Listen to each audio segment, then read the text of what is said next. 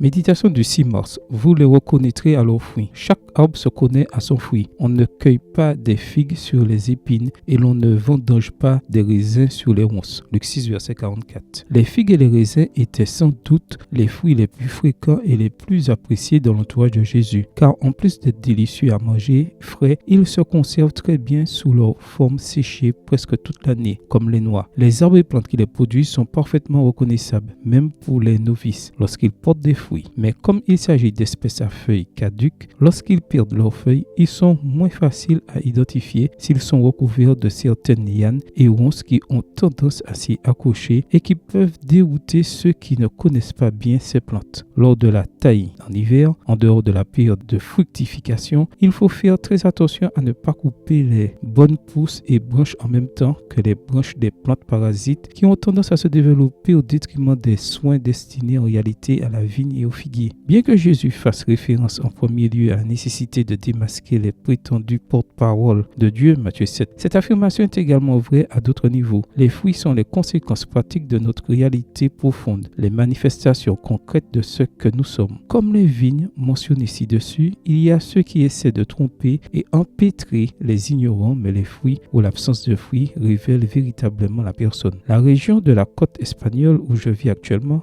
Valence, est connue pour ses oranges. La Murcie est célèbre pour ses citrons, l'Andalousie pour ses oliviers et la vallée du Gers pour ses cerises. C'est à leurs fruits que vous les reconnaîtrez. Nous connaissons aussi nos voisins à leurs fruits. Un premier voisin vient de nous donner une caisse entière d'abricots bio. Un deuxième nous fournit des citrouilles toute l'année. Le troisième cultive des mandarines. Et le dernier a rempli toute la parcelle d'avocatiers. Nos enfants se distinguent même par leurs préférences en matière de fruits. L'aîné aime les bananes, la cadette préfère les poires et la benjamine les pommes. Seigneur, je sais que sans m'en rendre compte, mes fruits me trahissent aussi. Je désire aujourd'hui rester uni à toi, de telle sorte que tu sois reconnu par mes fruits. Amen. Bonne journée à vous et que le Seigneur vous bénisse.